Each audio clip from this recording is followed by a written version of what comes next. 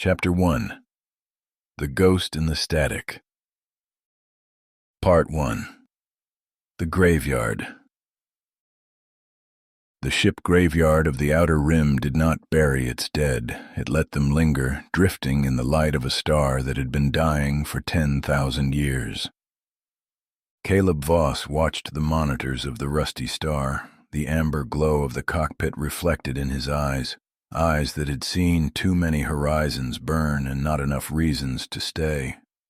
He sat low in the pilot's chair, his scarred hands resting lightly on the controls. Around him, the ship creaked, a familiar, metallic groan that felt like a conversation he'd been having for a decade. Outside the canopy, the graveyard was a cathedral of frozen violence. Thousands of wrecks, mandate cruisers, independent haulers, and ships so old their origins had been scrubbed by the vacuum, floated in a slow, silent dance. Some were shattered into glittering dust, others remained eerily intact, their weapon scars looking like fresh wounds in the rust-colored light. "Status," Caleb muttered. His voice was gravel and old smoke. The ship's A.I.A.S flickered on the secondary display. Its holographic avatar was a simple geometric pulse. "Interference levels are rising, Captain. The electromagnetic fog in this sector is atypical." Caleb squinted at the sensor lattice. He wasn't here for salvage, not the usual kind anyway. He was hunting a ghost. A signal that had been whispered about in the black markets of the rim. A signal that supposedly came from a core found in a pre-mandate dreadnought. "Give me a directional lock," Caleb ordered. "The source is oscillating," A.I.A.S replied. "It does not behave like a standard distress beacon or a black box. It feels textured." Caleb didn't ask what that meant. In the outer rim, words like textured were usually a prelude to something that killed you. He nudged the thrusters, and the rusty star slipped deeper into the ruins. The static in the comm link began as a faint hiss, like sand on glass. But as the ship rounded the hull of a colossal, broken freighter, the sound changed. It became a rhythm, a cadence. It sounded almost like breathing, distorted by 1,000 light-years of isolation. "Detection confirmed," A.I.A.S said, its geometric pulse flickering rapidly. "The signal is no longer diffuse. It is concentrated in the wreck ahead. A pre-mandate heavy dreadnought. Designation unknown." Caleb stared at the massive shadow looming in the dark. It was a jagged obsidian tooth against the dying star. He felt a chill that had nothing to do with the ship's life support. "Easy, girl," he whispered to the ship. "Let's see what's left of the past." Part 2. The EVA. The rusty star did not like the heart of the graveyard. She shivered as if the cold had teeth. Consoles flashed warnings in dead-red glyphs, then stuttered into amber, then went dark. The overhead strips pulsed in arrhythmic spasms. Even the air recycler changed pitch, its steady whine turning into a strained, wet rasp, like lungs trying to remember the trick of breathing.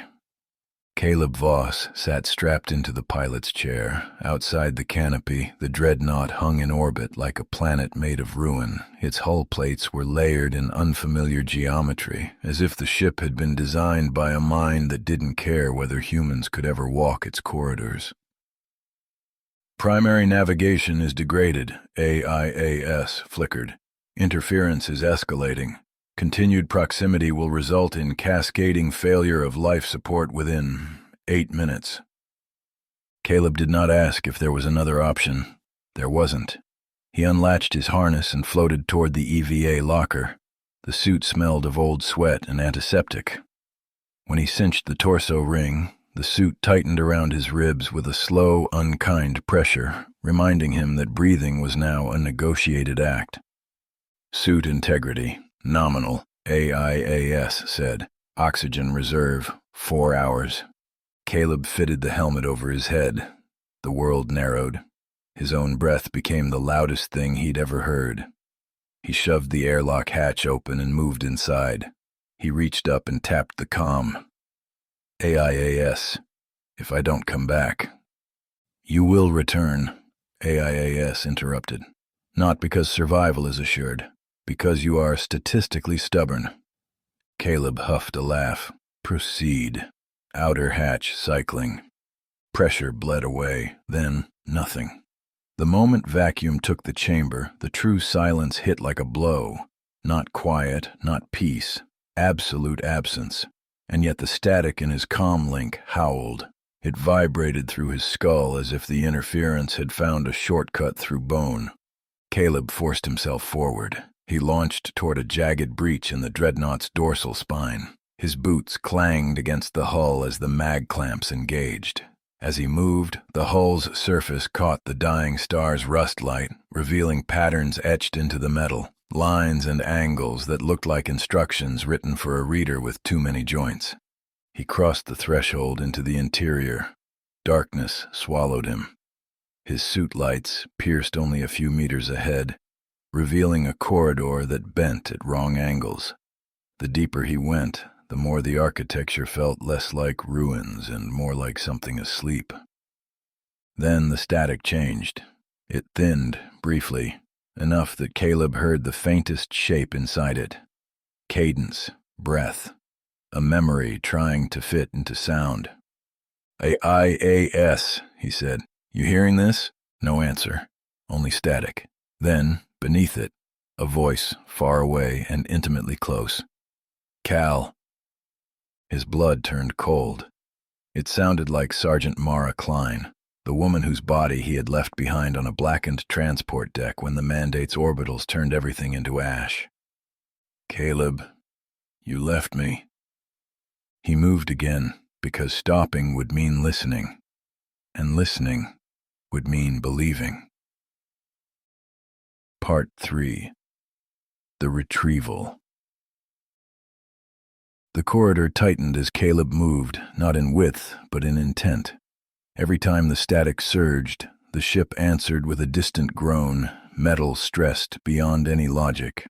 Mara's voice rode the interference like a knife on a whetstone. He pushed through an aperture that should not have been a door, taller than a human, but narrowing in the middle. He found the end of the corridor, an opening into a central chamber that swallowed illumination the way deep water swallowed sound. In the center hung the echo core. It floated without visible support.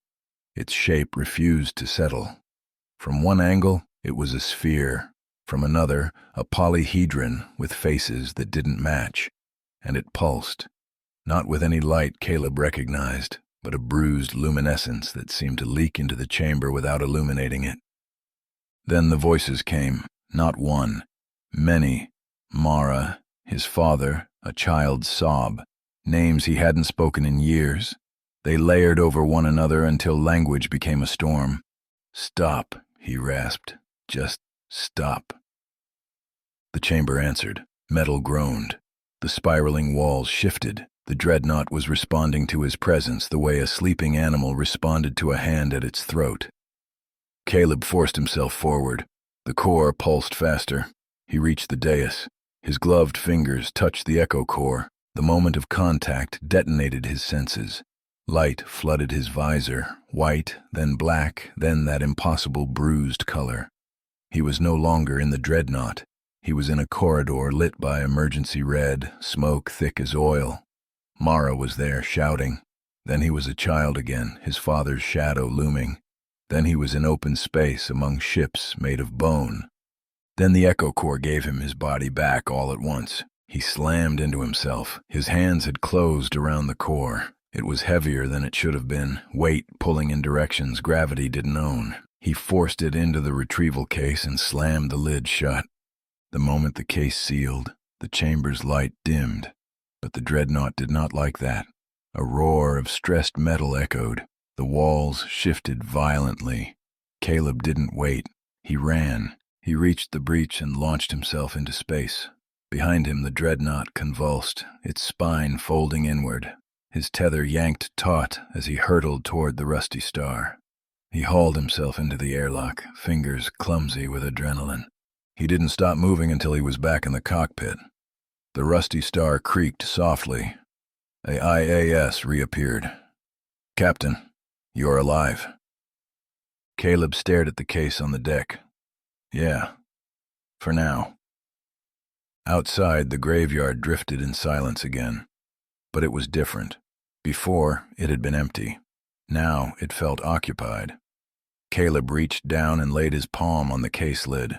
From somewhere deep inside the sealed box, so faint it might have been imagination, the static whispered, almost tender, "Caleb."